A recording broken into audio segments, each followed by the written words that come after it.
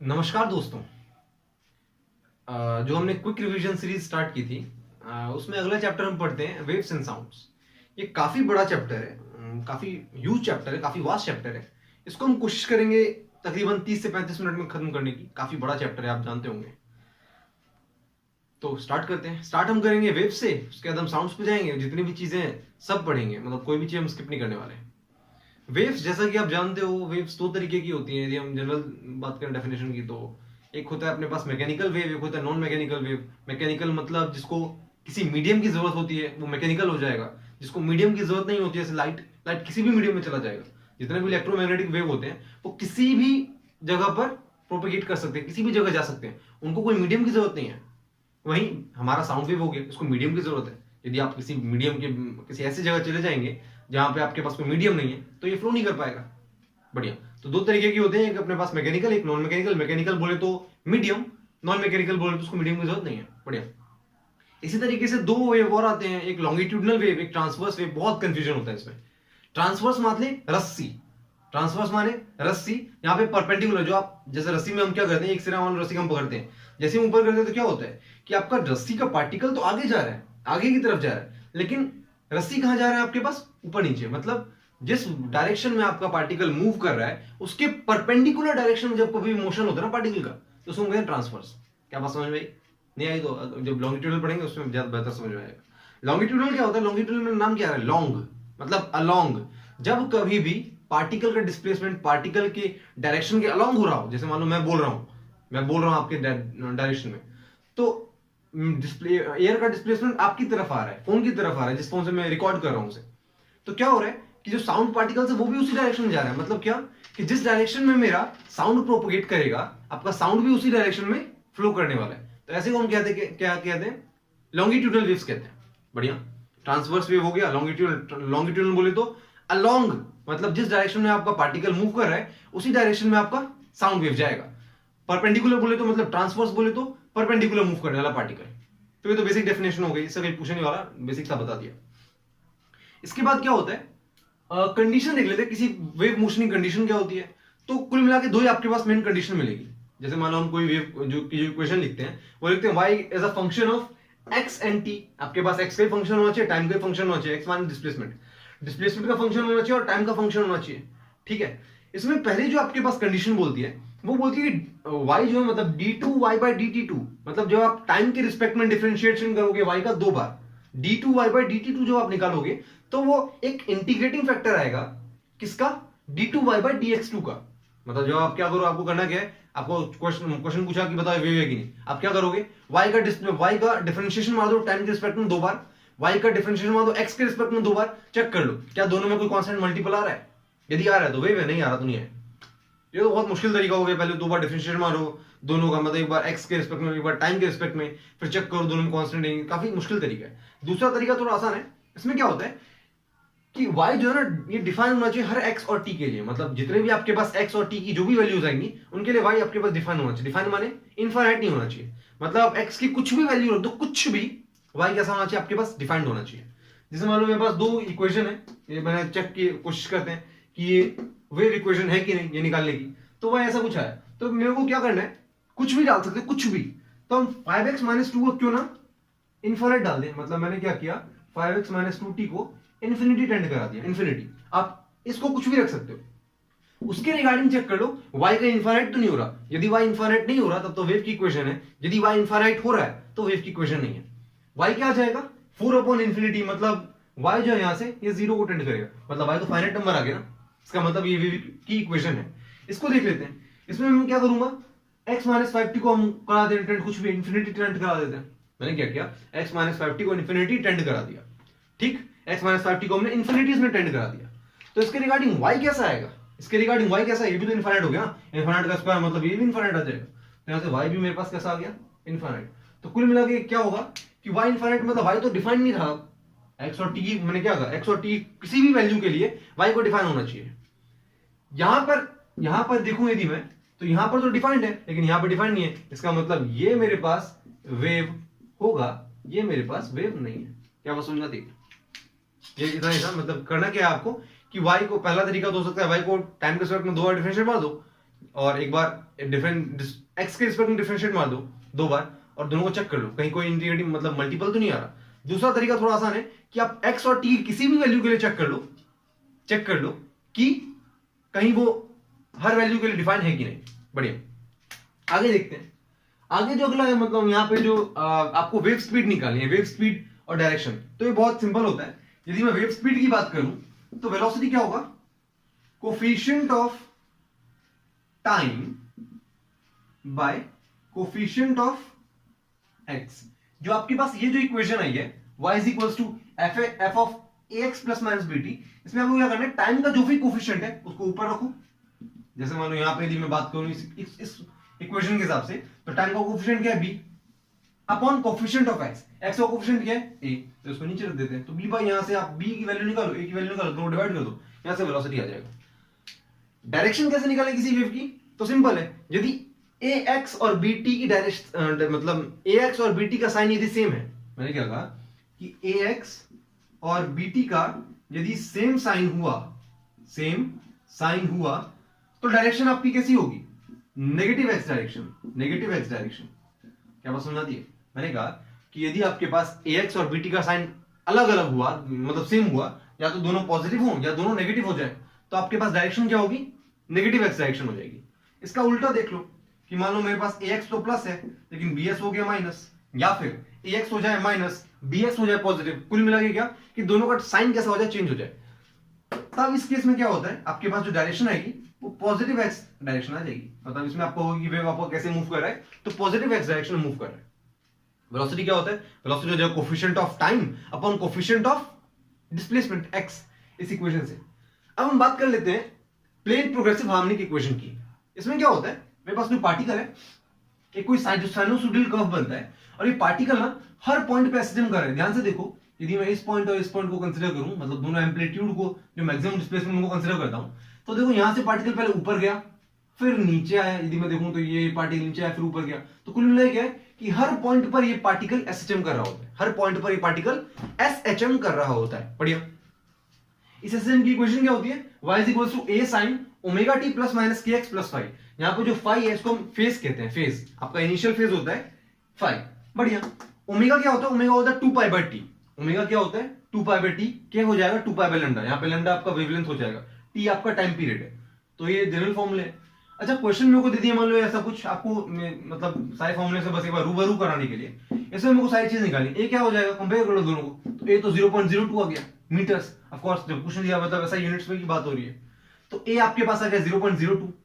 Omega क्या आ जाएगा, ध्यान से समझो, ओमेगा टी क्या है, यदि मैं ध्यान से देखूं वहां पे, तो ओमेगा टी की वैल्यू क्या होनी चाहिए, पूरी, मतलब ओमेगा टी की वैल्यू ये वाली पूरी वैल्यू है। यदि मैं कंपेयर कर लूं तो ओमेगा की वैल्यू मेरे को यहां से मिल जाएगी 1/0.05, जो भी इसकी यूनिट होगी वो यूनिट। लैम्डा, लैम्डा चेक कर लो कितना आता है, लैम्डा यहां से क्या आ रहा है 2 पाई बाय लैम्डा, है ना, लैम्डा यहां से क्या आता है 2 पाई बाय लैम्डा आ रहा है, तो 2 पाई बाय लैम्डा ये के है, तो के यहां पे क्या है, यहां पे आ रहा है आपके पास 1/0.02। यहां पे ओमेगा जो था मेरे पास ये तो हो गया के कुल मिला के, तो यहां से आप लैम्डा निकाल लेना, लैम्डा क्या आ जाएगा 2 पाई इंटू 0.02। तो यहां से हमने लैम्डा निकाला, ए निकाला, ओमेगा निकाला। फ्रीक्वेंसी कैसे निकालोगे, फ्रीक्वेंसी तो सिंपल होता है ना, 2 पाई इंटू ओमेगा जो होता है, ओमेगा ये 2 पाई इंटू एफ हो जाता है, तो यहां से एफ निकाल लेना, क्या आ जाएगा ओमेगा बाय 2 पाई। तो यहां से हम फ्रीक्वेंसी निकालेंगे। वेलोसिटी कैसे निकालेंगे, वेलोसिटी के लिए मैंने आपको कहा था कि टाइम का कोफिशिएंट अपॉन एक्स का कोफिशिएंट। तो टाइम का कोफिशिएंट आपके पास क्या है, ओमेगा है, तो आप ओमेगा डाल दो यहां पे, आपके पास वेलोसिटी कैसे निकल के आ जाएगी, ओमेगा बाय डिस्प्लेसमेंट का कोफिशिएंट क्या है आपके पास के, तो ये आपके पास आ गया, आसान हो गया। अब बात करते हैं थोड़ा डायरेक्शन ऑफ मोशन की, इसको थोड़ा साफ कर लेते हैं, थोड़ा ज्यादा भरा भरा सा लग रहा है, इससे जरा साफ। ये हो गया जनरल, मतलब ये बेसिक क्वेश्चन था, ऐसा क्वेश्चन कभी आएगा नहीं, बस फॉर्मूला आपको याद होना चाहिए। फॉर्मूला क्या होता है, y is equal to a sin omega T plus minus K X plus five. यहाँ पे ओमेगा आपका हो जाएगा एंगुलर फ्रीक्वेंसी कह सकते हो आप इसको, के क्या हो जाएगा, के को हम वेव नंबर कहते हैं। अब बात कर लेते हैं हम डायरेक्शन ऑफ मोशन की। तो डायरेक्शन ऑफ मोशन क्या है कि पार्टिकल की वेलोसिटी किसी भी पॉइंट पर क्या होगी, -v times of dy by dx। यहाँ पे dy बाई dx क्या होता है? स्लोप। मतलब किसी भी पॉइंट पे आप स्लोप निकाल लो, ठीक है, किसी भी पॉइंट पे स्लोप निकाल लो, यदि आपके पास स्लोप पॉजिटिव है, मान लो यदि यहां से dy बाई dx पॉजिटिव आ रहा है, तो आपके पास वेलोसिटी ऑफ पार्टिकल कैसी आ जाएगी? नेगेटिव। यदि यहां से स्लोप आपके पास नेगेटिव आ गया तो वेलोसिटी ऑफ पार्टिकल आपके पास कैसा आ जाएगा? पॉजिटिव। तो यहां देखूं यदि मैं, तो यहां पे यदि मैं टेंजेंट खींचता हूं तो टेंजेंट यहां पे नेगेटिव हो जाएगा, तो dy बाई dx यहां पर नेगेटिव है, इसका मतलब वेलोसिटी ऑफ पार्टिकल कैसी आ जाएगी? यहां पे पॉजिटिव। वहीं यदि मैं यहां पे इस पॉइंट पर निकालता हूं, इस पॉइंट पर यदि मैं इस पॉइंट पे एक टेंजेंट बना दूं, मतलब dy बाई dx निकालूं, तो यहां पे तो मेरे पास थीटा पॉजिटिव आ रहा है ना, tan थीटा यहां पे मेरे पास पॉजिटिव आ जाएगा। इसका मतलब क्या है? यहां पे मेरे पास स्लोप पॉजिटिव है, तो इस पॉइंट पर वेलोसिटी कैसी हो जाएगी? नेगेटिव। ये ध्यान रखना। इसी तरीके से हम कह सकते हैं कि एक्सेलरेशन ऑफ पार्टिकल जो होता है वो माइनस ओमेगा स्क्वायर वाई होता है। यहाँ पे ओमेगा आपके पास एंगुलर फ्रीक्वेंसी होती है, वाई आपके पास हो जाएगा वर्टिकल डिस्प्लेसमेंट में, जितना आप वर्टिकल डायरेक्शन में जितना डिस्प्लेसमेंट हो रहा है वो वाई आ गया। अच्छा, इस फॉर्मूले से हमको एक बात पता चलता है कि जहां जहां पर भी y मेरे पास पॉजिटिव है, जहां जहां पर भी y मेरे पास पॉजिटिव है, वहां एक्सेलरेशन कैसा है? नेगेटिव, क्योंकि ये वैल्यू तो हमेशा पॉजिटिव रहने वाली है ना। तो ऊपर जहां जहां भी जाऊंगा मैं, तो हर पॉइंट पर मेरे पास एक्सेलरेशन कैसा? नेगेटिव। मतलब पार्टिकल जब कभी भी ऊपर जा रहा होगा तो उसके ऊपर एक्सेलरेशन कहां लग रहा होगा? नीचे की तरफ। अब जब पार्टिकल नीचे आ रहा है तो एक्सेलरेशन कहां लग रहा होगा? ऊपर की तरफ। ये बात ध्यान रखना। अच्छा, वेलोसिटी ऑफ पार्टिकल का एक और फॉर्मूला होता है। वेलोसिटी ऑफ पार्टिकल जो होता है ना, ये यदि आप ध्यान रख सको तो omega times of under root of a square minus y square, इस फॉर्मूला को ध्यान रखना। ये फॉर्मूला पूछा जा सकता है एग्जाम में। मतलब करेगा क्या? वो एम्पलीट्यूड दे देगा, y की वैल्यू दे देगा, ओमेगा दे देगा, पार्टिकल की वेलोसिटी पूछ लेगा उस पॉइंट पे, ठीक है। फेज डिफरेंस देख लेते हैं। फेज डिफरेंस क्या होता है?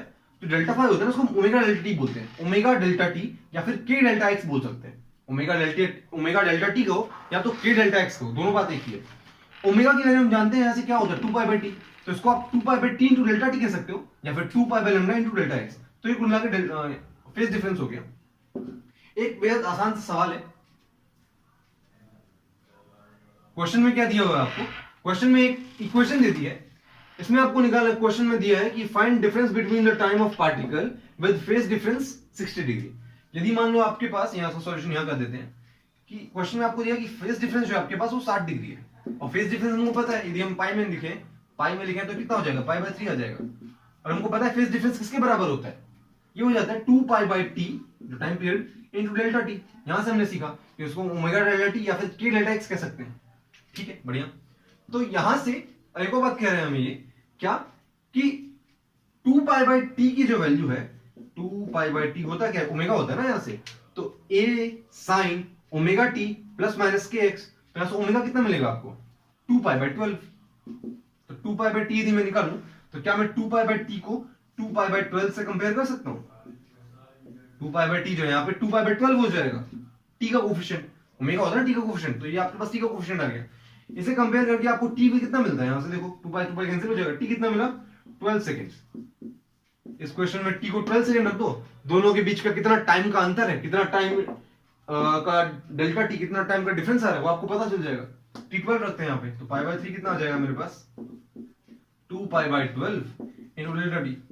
तो पाई से पाई कैंसिल हो जाएगा, 6 आ जाएगा यहाँ पे 2, तो डेल्टा टी कितना आता है मेरे पास? यहाँ से 2 सेकंड कैलकुलेट कर लेना। डेल्टा टी मेरे पास 2 सेकंड आता है यहाँ से। ऐसे क्वेश्चन आ सकते हैं। जैसा क्वेश्चन मान लो यहाँ पे आपके पास टाइम का डिफरेंस दे दिया है, वहां पे हो सकता है आपको डिस्प्लेसमेंट का डिफरेंस दे दे और आपसे कुछ के टर्म्स में वैल्यू पूछ ले, ऐसा हो सकता है। अच्छा, जब हम फेज डिफरेंस की बात कर रहे हैं तो हम ये जान लेते हैं कि सेम फेज अपोजिट फेज किसे कहते हैं। इन सब चीजों पर बात कर लेते हैं जरा। मान लीजिए ये मेरे पास कोई एक प्लेन प्रोग्रेसिव हार्मोनिक वेव की इक्वेशन है, जिसका मैंने यहाँ पे ग्राफ प्लॉट किया हुआ है, ठीक है। ये मान लो ओ पॉइंट है, ए पॉइंट है, ये फिर बी पॉइंट हो गया, ये सी पॉइंट है, और इसी तरह से कर्व जो आगे जा रहा है, बढ़िया। तो यहां पर ए को देखो, ए मतलब 0 से लेकर के चलना, ग्राफ जो ऊपर की तरफ जा रहा है, फिर ए पॉइंट पर नीचे आया, फिर बी पॉइंट पर फिर ग्राफ ऊपर की तरफ जा रहा है।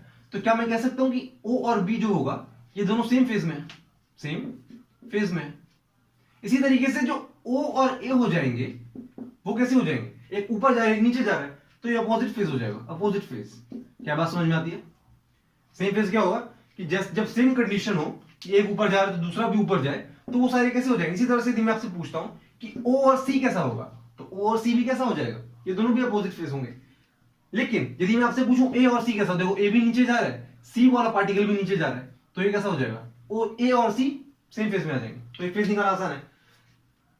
बात ये है कि टाइम कितना लगता है यहां तक जाने में। जैसे मान लो यदि मैं मिड पॉइंट की बात करूं तो इसको ऊपर तक जाने में लगता है मान लो टाइम t/4, फिर यहां से टाइम लगता है मान लो t, फिर नीचे की तरफ जाने में टाइम लगता है इसको t/2 यहां लगेगा ना, जब पार्टिकल क्रॉस करेगा एक्स एक्सिस तो t/2, यहां मान लो 3t/4 लगेगा। मैं क्या कर रहा हूं कि हर एक पॉइंट पर टाइम जो है ना t/4 बढ़ता है। एक चक्कर ये हुआ, एक चक्कर में उसको टाइम कितना लगता है t ना, तो वही मैं कह रहा हूं मान लो यहाँ पे टाइम आपको t लगा, फिर क्या होगा ऊपर तक यदि फिर जाता है ये तो उसको लग जाएगा t+t/4, मतलब 5t/4 यहां पर जाने में। इसी तरीके से मैं इस पॉइंट पे यदि आपसे पूछूं तो सोने क्या आ जाएगा मेरे पास 5t/4 + t/4 6t/4, मतलब 3t/2 हो जाएगा। बढ़िया। तो क्वेश्चन हम क्या पूछना चाहते हैं आपसे, मतलब ये तो आपके पास फेज तो क्लियर हो गया होगा कि कौन सा सेम फेज है कौन सा अपोजिट फेज है। इसके बीच में हम जरा फेज डिफरेंस निकाल लें कि जब कभी भी सेम फेज में होगा तो कितना फेज डिफरेंस आएगा। फेज डिफरेंस होता क्या है, यदि फेज में हिसाब से पूछूं तो क्या होता है 2π/t × ΔT, ऐसा कुछ होता है फेज डिफरेंस। ठीक है, यदि मैं आपसे पूछूं कि सेम फेज वाले के बीच में, जैसे आपने कहा O और B जो है सेम फेज में, इन दोनों के बीच टाइम का अंतर कितना आया, जीरो से लेके t टाइम लगा, मतलब डेल्टा टी इसके लिए कितना आ जाएगा t, तो डेल्टा टी मान लेते हैं हम, लिख देते हैं यहाँ पे t, जैसे ही आप डालोगे तो डेल्टा फाई कितना मिल जाएगा आपको, देखो t रखूंगा यहाँ पे, t से t कैंसिल तो 2π हो जाएगा। अच्छा अगली बार कब जाएगा, अगली बार सेम फेज में कब होंगे, जब ये पार्टिकल, जरा मैं इसे हटा दे रहा हूं और आगे थोड़ा इस ग्राफ को प्लॉट कर देते हैं ताकि कंफ्यूजन जो है हट जाए वो। ठीक,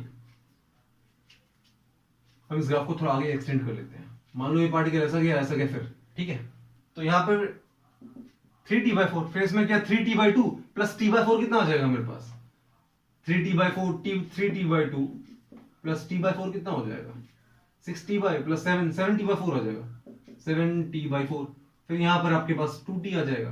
तो कुल मिला के क्या है, देखो अगली बार वो पार्टिकल सेम फेज में कब होगा, O A B, यदि इस पॉइंट को देखो C, ये पॉइंट मान लेते हैं आपके पास D, तो अगली बार वो पार्टिकल सेम फेज में कब होगा, जब वो D पॉइंट पे पहुंचेगा। तभी देखो फिर से नीचे आ रहा है, नीचे से ऊपर जा रहा है, तो अगली बार अगर टाइम ड्यूरेशन कितना लग जाएगा उसको 2t, तो यदि मैं अगली बार डेल्टा t को मान लो 2t रखता हूं 2t, तो इसके रिगार्डिंग डेल्टा फाई कितना मिल जाएगा मेरे को, यहाँ पे 2t रखो तो t से t कैंसिल हो जाएगा और 2 × 2π कितना हो जाएगा 4π, तो डेल्टा फाई आपको मिल जाएगा 4π। अगली बार कब होगा 2π 4π 6π। मैंने क्या कहा कि जब कभी भी आपके पास सेम फेज में होंगे, सेम फेज, तो डेल्टा फाई कितना हो जाएगा 2π 4π 6π एंड सो ऑन, मतलब इवन मल्टीपल ऑफ पाई होना चाहिए। इसी तरीके से यदि मैं देखूं अपोजिट फेज के लिए क्या 0t/2, टाइम डिफरेंस कितना है t/2, यदि मैं यहां पे t/2 रख दूं t/2 तो डेल्टा फाई कितना आ जाएगा पाई आ जाएगा। तो अपोजिट फेज के लिए यदि मैं ध्यान से देखूं अपोजिट फेज, तो इसके लिए डेल्टा फाई मतलब जो फेज डिफरेंस है कितना आ जाएगा, वो या तो पाई हो जाएगा या 3π हो जाएगा या 5π, ये निकाल कैसे रहा हूं मैं, आप बस टाइम ड्यूरेशन डाल दो कि सेम फेज वालों के लिए टाइम ड्यूरेशन कितना आ रहा है, टाइम का अंतर कितना डेल्टा टी कितना आ रहा है, और अपोजिट फेज वालों के लिए कितना आ रहा है। तो जब कभी भी फेज आपका इवन मल्टीपल ऑफ पाई बने रहे तो आप समझ जाना वो सेम फेज में है। जब कभी भी आपका फेज डिफरेंस अपोजिट मतलब ऑड मल्टीपल ऑफ पाई हो जाए तो समझ जाना कि वो अपोजिट फेज में है आपका। यहां से आप लैम्डा के बारे में भी कैलकुलेट कर सकते हो, एक बार आपको डेल्टा फाई मिल जाए तो आप जानते हो ना एक और फॉर्मूला कि डेल्टा फाई जो होता है वो 2π/λ 2π k डेल्टा एक्स होता है ना, k डेल्टा एक्स, क्या हो जाता है 2π/λ × डेल्टा एक्स। यहां से आप लैम्डा के बारे में जानकारी निकाल सकते हो, लैम्डा की कैसा होना चाहिए सेम और अपोजिट फेज के लिए। तो अभी तक हमने फेज डिफरेंस तक की कहानी कर ली है, फेज डिफरेंस कैसे क्या निकालते हैं, लैम्डा के कैसे क्या प्रोपोर्शनल होता है, वो टाइम पीरियड कैसे क्या निकालते हैं, वो हमने अब तक बात कर ली है। अब बात करते हैं वेलोसिटी कैसे निकालें। वेलोसिटी का सदाबहार फॉर्मूला होता है v = √t/μ। यहाँ पर t जो आपका टेंशन होता है, म्यू मास पर यूनिट लेंथ। मान लो आपको मास दे, रस्सी का मास दे दिया है, लेंथ दे दी है रस्सी की, तो वहां से आप म्यू निकाल लेना, मास को लेंथ से डिवाइड करके। टेंशन आपको पता रहेगा उस रस्सी में दे दी जाएगी। टेंशन क्या होता है जनरली मास इनटू ग्रेविटी के बराबर होते हैं, जी के बराबर, mg के बराबर। इन जनरल वैसे चेंज हो सकता है, तो चेंज होगा तो आपको जनरली एवरेज ले लेते हैं हम टेंशन का, वो भी हम देख लेंगे। ऐसे आप निकाल लेना √t/μ करके।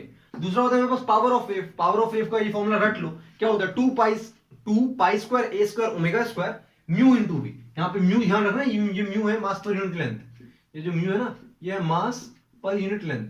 तो क्या फॉर्मूला है, 2 pi square A square omega square mu into V. क्या फॉर्मूला है, 2 pi square A square omega square mu into V. Intensity क्या होती है, पावर अपॉन में एरिया, पावर अपॉन एरिया, तो इसको डिवाइड कर दो एरिया से। अब ध्यान समझो, जो मास पर यूनिट लेंथ है म्यू, तो म्यू को मैंने लिख दिया मास अपॉन लेंथ, नीचे क्या है length into area. Length into area क्या होता है, वॉल्यूम होता है। तो अब मास अपॉन वॉल्यूम क्या हो जाएगा, मास अपॉन वॉल्यूम हो जाएगी डेंसिटी। तो इंटेंसिटी का फॉर्मूला वैसे कुछ हो गया, 2 pi square A square omega square mu into V, नहीं रो इंटू वी, रो यहाँ पे डेंसिटी हो जाएगी। तो इंटेंसिटी की बात हो गई। यहां से क्वेश्चन आ सकता है, ध्यान रखना, फॉर्मूला रट लो। अब स्पीड ऑफ साउंड देख लेते हैं, साउंड की कैसी क्या स्पीड होती है। तो स्पीड ऑफ साउंड कैसा होता है आपकी, ये डिपेंड करता है मीडियम की इलास्टिसिटी के ऊपर, मतलब कोफिशिएंट ऑफ इलास्टिसिटी जो होता है हर एक मीडियम का, उस पर डिपेंड करता है। तो under root coefficient of elasticity upon density, उस मीडियम का डेंसिटी निकाल लो, वो रख दो नीचे, ऊपर रख दो कोफिशिएंट ऑफ इलास्टिसिटी। ये क्वेश्चन में दिया रहेगा, डेंसिटी दी रहेगी, वेलोसिटी निकालेंगे आराम से। जैसे मान लो कोफिशिएंट ऑफ इलास्टिसिटी से आपको गामा दिया है, गामा मेरे पास होता है कभी यंग मॉड्यूलस ऑफ इलास्टिसिटी। तो वेलोसिटी क्या आ जाएगी, गामा अपॉन रो, मतलब young modulus of elasticity upon density. Young modulus of elasticity की जो यूनिट होती है वो प्रेशर के बराबर होती है। तो कई बार क्या करता है वो, गामा ना देकर, मतलब यंग मॉड्यूलस ऑफ इलास्टिसिटी ना देकर क्या दे देगा, प्रेशर दे देगा। तो वहां से निकाल लेना कि under root pressure upon density. कहानी बहुत अच्छी चल रही थी, मस्त बिंदास चल रही थी। अब लाप्लेस साहब आ गए, लाप्लेस साहब ने अपना एक अलग फॉर्मूला दे दिया। इन्होंने कहा ये फॉर्मूला देखने में अच्छा लग रहा, प्रेशर अपॉन डेंसिटी मजा नहीं आ रहा, इसमें गामा अलग से जोड़ देते हैं। ये गामा ये वाला गामा नहीं है, ये गामा कोफिशिएंट ऑफ वो यंग मॉड्यूलस ऑफ इलास्टिसिटी नहीं है, ये गामा है वो थर्मोडायनेमिक्स वाला 1 + 2/f। तो इन्होंने क्या किया, प्रेशर अपॉन डेंसिटी में गामा से गुना कर दिया। गामा बोले तो 1 + 2/f, f होता है डिग्री ऑफ फ्रीडम, ये मोनो के लिए 3 हो जाएगा, डाई के लिए 5 हो जाएगा, पॉली के लिए 6 हो जाता है। तो ये मेरे पास f की वैल्यू है, तो f से आप गामा निकालना, गामा को यहां रख देना। अब ध्यान से समझो, यदि मैं PV = nRT ideal gas equation लगाता हूं और वॉल्यूम को नीचे भेज दूं, ये तो नंबर ऑफ मोल्स है, मतलब molar mass given upon molar mass. तो यहां से मास अपॉन वॉल्यूम क्या हो जाएगा, डेंसिटी। तो ये डेंसिटी आ गया इनटू RT/m। तो प्रेशर जो होता है वो क्या आ जाएगा, डेंसिटी RT/m। यदि मैं प्रेशर को डेंसिटी मतलब रो RT/m यहां रख दूं, रो RT/m, तो ध्यान से देखो, रो से रो कट जाएगा, बचेगा क्या आपके पास, वेलोसिटी से गामा RT/m। यहां पे गामा क्या है, ये वाला गामा, थर्मोडायनेमिक्स वाला। तो इस फॉर्मूले से मैं ध्यान से समझू, तो वेलोसिटी किसके प्रोपोर्शनल आ गया, टेम्परेचर के। तो कभी भी मान लो आपको दो गैस दी हुई है, टेम्परेचर दोनों का अंतर दे दिया, दो गैस है, दोनों के मासेस अलग अलग होंगे, तो एक आपको वेलोसिटी दिया रहेगा तो दूसरे का पता कर लेना। अच्छा, एक बात इंपॉर्टेंट ध्यान रखना यहाँ पे, कि जो यहाँ पे मास लोगे ना वो केजी में लेना। कई बार क्या होता है, हम पूरा निकाल लेते हैं लेकिन मास को ग्राम में रख देते हैं, तो वहां से पूरा गलत हो जाता है। जैसे मान लो ऑक्सीजन का यदि आपको मास पूछना होगा, तो ऑक्सीजन का मास यदि यहाँ पे रखना होगा तो 32 ग्राम मत लिखना, 32 × 10⁻³ kg लिख देना। तो यहाँ रख दोगे तो एग्जैक्ट रिजल्ट आपको दे देगा। तो यहाँ तक वेलोसिटी हो गई। आगे देखते हैं। तो वेलोसिटी के बाद अब बात करते हैं हम डॉपलर इफेक्ट की। डॉपलर इफेक्ट काफी इंपॉर्टेंट है, इसमें से बेस क्वेश्चन हर साल आएगा, मतलब हर शिफ्ट में आएगा, मान के चलो। तो ये काफी इंपॉर्टेंट है, ध्यान समझना इसको। डॉपलर इफेक्ट में क्या होता है, अपने पास एक सोर्स होता है, एक ऑब्जेक्ट होता है, सोर्स कुछ फ्रीक्वेंसी निकाल रहा होता है, ऑब्जेक्ट को उस फ्रीक्वेंसी किस फ्रीक्वेंसी पर सुनाई देगी वो हम निकालते हैं। मतलब सोर्स ने आपको एक फ्रीक्वेंसी मान लो f0 निकाला, सोर्स कुछ vs वेलोसिटी से मूव कर रहा था, ऑब्जेक्ट मान लो कुछ किसी vo वेलोसिटी से मूव कर रहा है, vo से मूव कर रहा है, तो हमको निकालना है कि किस फ्रीक्वेंसी से ऑब्जेक्ट को वो आवाज सुनाई देगी। तो फॉर्मूला क्या है, बड़ा सिंपल है। c यहाँ पे आपके पास स्पीड ऑफ साउंड है, c vo, बस आपको ये ध्यान रखना है कि कहां पर क्या चीज आएगी। जैसे मान लो c ऊपर आपको रखना है वेलोसिटी ऑफ ऑब्जेक्ट, निकाल कौन रहा है, सोर्स, उसको नीचे डाल दो, जो आवाज निकाल रहा है उसको नीचे डाल दो, समझे, इतना सिंपल सा है। जो आवाज निकाल रहा है उसको नीचे डाल दो, तो आवाज को निकाला सोर्स, उसको नीचे डाल दो। यहाँ पे लिखो c, यहाँ पर लिखो v। अब आपको नहीं पता, मान लो ये बीच में प्लस माइनस, आपको सिंपल सा बात बता रहा हूं कि यदि मान लो दोनों चीजें पास आ रही हैं, मतलब यदि फ्रीक्वेंसी बढ़ा रहा है तो इसको बढ़ा दो। बढ़ेगा कैसे, जब न्यूमरेटर बढ़े या डिनोमिनेटर घटे। तो मैंने कहा मान लो कि एक केस मैंने लिया कि सोर्स और ऑब्जेक्ट दोनों तरफ एक तरफ आ रहे हैं, मतलब दोनों आपस में आ रहे हैं, तो दोनों पास आ रहे हैं, तो क्या होगा, फ्रीक्वेंसी बढ़ेगी। फ्रीक्वेंसी बढ़ेगी, इसका मतलब क्या होगा कि आपको इस टर्म को बढ़ाना है। बढ़ाओगे कैसे, कि आप न्यूमरेटर बढ़ा दो और डिनोमिनेटर घटा दो, तो इसलिए डिनोमिनेटर में नेगेटिव लगा दो। एक केस मैंने माना कि मान लो ऑब्जेक्ट दूर भाग रहा है, जो सोर्स है वो ऑब्जेक्ट की तरफ आ रहा है, ऑब्जेक्ट दूर भाग रहा है, तो सोर्स क्या करना चाहता है, ऑब्जेक्ट की तरफ आना चाहता है, मतलब सोर्स फ्रीक्वेंसी बढ़ाना चाहता है। तभी तो देखो सोर्स क्या कर रहा है, ऑब्जर्वर की तरह आ रहा है, ऑब्जर्वर की तरफ आ रहा है। तो ये तो सोर्स अपना काम फुल कर रहा है कि आपको फ्रीक्वेंसी बढ़ानी है, हम बढ़ा के देंगे। तो नीचे की टर्म बढ़ा दो, नीचे की टर्म बढ़ा दो, डिनोमिनेटर बढ़ेगा कैसे? तो यहाँ पे नेगेटिव आ जाएगा। ऑब्जेक्ट क्या कर रहा है? ऑब्जेक्ट दूर भाग रहा है, फ्रीक्वेंसी कम करना चाहता है। तो ऑब्जेक्ट फ्रीक्वेंसी क्योंकि कम करना चाहता है, तो ऑब्जेक्ट का क्या है? न्यूमरेटर। तो न्यूमरेटर को घटा दो। घटाओ किस न्यूमरेटर को? नेगेटिव करके। अब मान लो मैंने एक केस माना कि सोर्स दूर भाग रहा है, सोर्स दूर भाग रहा है वीएस से और ऑब्जेक्ट पास आ रहा है वीओ से। अब क्या होगा? सोर्स फ्रीक्वेंसी घटाने की कोशिश कर रहा है, सोर्स फ्रीक्वेंसी घटाने की कोशिश कर रहा है दूर भाग के, तो क्योंकि घटा रहा है तो आपको फ्रीक्वेंसी सोर्स की फ्रीक्वेंसी घटा दो, तो कुल मिला के इसका डिनोमिनेटर घटाना पड़ेगा। डिनोमिनेटर कैसे घटाओगे? डिनोमिनेटर को बढ़ा के। ऑब्जर्वर क्या कर रहा है? ऑब्जेक्ट क्या कर रहा है? आपने इसकी तरफ आ रहा है, सोर्स की तरफ आ रहा है, तो क्योंकि ये सोर्स की तरफ आ रहा है तो इसमें क्या करना होगा? इसको बढ़ा दो, मतलब ऑब्जर्वर के कारण जो भी चीजें आ रही है उसको बढ़ा दो, मतलब ये बढ़ जाएगा, तो ये आपके पास आ जाएगा। तो कुल मिला के आपको फॉर्मूला रटो मत, फॉर्मूला बस ये ध्यान रखो कि जो आवाज निकाल रहा है उसको नीचे दबा दो। तो हमने वीएस को नीचे दबा दिया, सी वीओ सी वीएस। अब साइन कैसे क्या करना है वो तो आपको पता है। यदि फ्रीक्वेंसी बढ़ रही है तो जो फ्रीक्वेंसी बढ़ा रहा है उसके कारण वो चीज बढ़ा दो, बढ़ना कम कर दो, प्लस माइनस आप देख लो। अब दूसरा बीट्स का फॉर्मूला, ये दो फ्रीक्वेंसी आपको यदि मान लो कभी दी है तो उन दोनों को जब आप घटा देते हो दोनों फ्रीक्वेंसी को, तब बीट्स वहां से निकल के आ जाता है। तो यदि आपको कोई बीट निकालना तो क्या करोगे? आप दोनों फ्रीक्वेंसी को घटा देना। अब ये काफी इंपॉर्टेंट है, ये काफी इंपॉर्टेंट बन जाता है ऑर्गन पाइप और स्ट्रिंग। इसमें ने क्या किया है कि ऑर्गन पाइप और स्ट्रिंग दोनों को एक साथ ले लिया ताकि दोनों आपको समझ में आ जाए एक साथ ही, मतलब आपको अलग अलग ना पढ़ना पड़े। तो ऑर्गन पाइप में एक केस वो जब दोनों साइड्स की ओपन रहे, और स्ट्रिंग में वो केस जब दोनों क्लोज रहे, मतलब दोनों को मैंने क्लोज कर दिया। अब यहां से स्ट्रिंग को वाइब्रेट कर रहा हूं। अब जो फ्रीक्वेंसी जनरेट होगी उसकी बात करेंगे। यहाँ पे क्या हुआ? ऑर्गन पाइप को दोनों को मैंने ओपन रख रखा है, दोनों खुला रख रखा है, तो यहाँ पे ओपन यहाँ पे क्लोज, कंफ्यूज मत होना। इसके लिए जो फ्रीक्वेंसी आती है उसका फॉर्मूला सिंपल सा है, NV/2L। एन वी का आधा, मतलब NV/2L। यहाँ पे V आपके पास वेलोसिटी है, L लेंथ हो जाएगा इस ऑर्गन पाइप का। तो NV/2L से आप कर लोगे फ्रीक्वेंसी। अच्छा, फर्स्ट फ्रीक्वेंसी क्या होगी? N को 1 डालो, V/2L। सेकंड फ्रीक्वेंसी क्या होगी? N को 2 डालो, 2V/2L।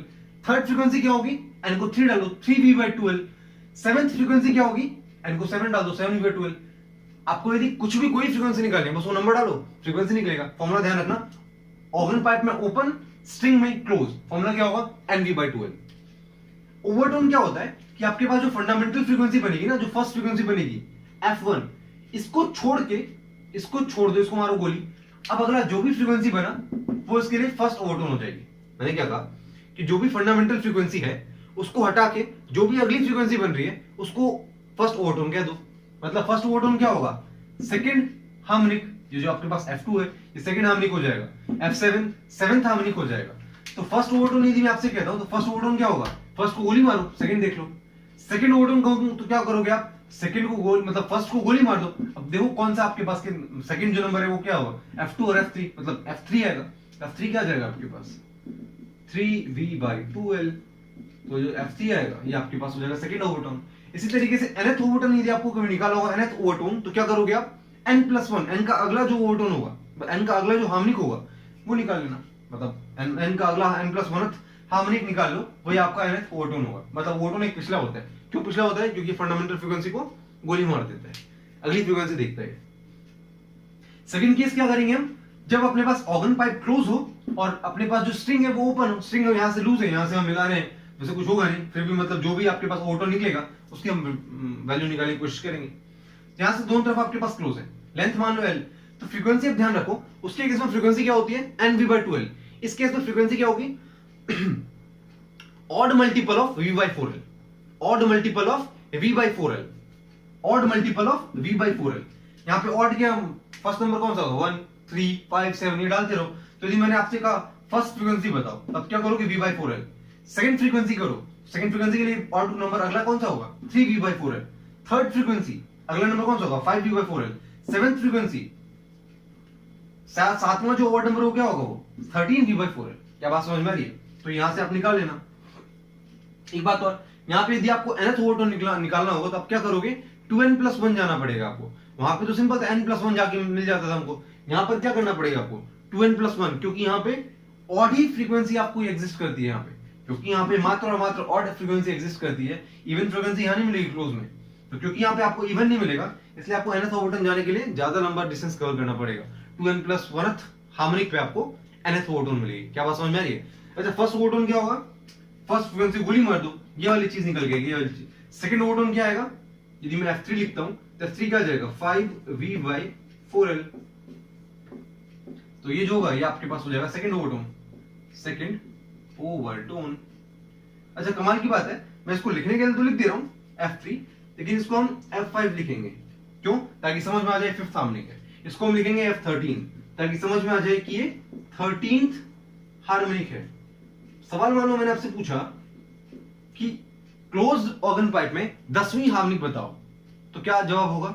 10th हार्मोनिक मतलब इवन एग्जिस्ट करना चाहिए। क्या यहाँ पे एग्जिस्ट करता है? इवन नहीं करता, ऑड ही मात्र एग्जिस्ट करते हैं। मैंने आपसे कहा मान लो 11वीं, आप बताओ मेरे को फ्रीक्वेंसी क्या होगी, 11th हार्मोनिक फ्रीक्वेंसी बताओ क्या होगी। आप क्या करोगे? 11वां जो भी ऑड नंबर होगा वो देख लो, उतना v/4l, सिंपल हो गया। तो यहाँ पे हमने कोशिश की है वेव जो चैप्टर इतना बड़ा सा चैप्टर लगता है उसको शॉर्ट में कंप्लीट करने की। ज्यादातर मैंने इंपॉर्टेंट चीजें ले ली हैं, फिर भी यदि कुछ हो बच गया होगा तो वो आप एनसीईआरटी देख लीजिएगा। वैसे मैंने कोशिश की कुछ छूटे ना, फिर भी। मिलते हैं अगली वीडियो में, तब तक के लिए शुक्रिया इस वीडियो को देखने के लिए। यदि ये वीडियो पसंद आया हो तो इसको लाइक कीजिएगा, चैनल सब्सक्राइब कीजिएगा और शेयर जरूर कीजिएगा, क्योंकि यही हमारे लिए एक कहते हैं ना आशा की किरण है। जब आप लोगों का जब सपोर्ट मिलेगा तभी हम लोगों को वीडियो मतलब इतना एनर्जी, एक एक्स्ट्रा एडिशनल आपको एनर्जी मिलती है हम लोगों को आप लोगों के कारण। तो थैंक यू वीडियो देखने के लिए।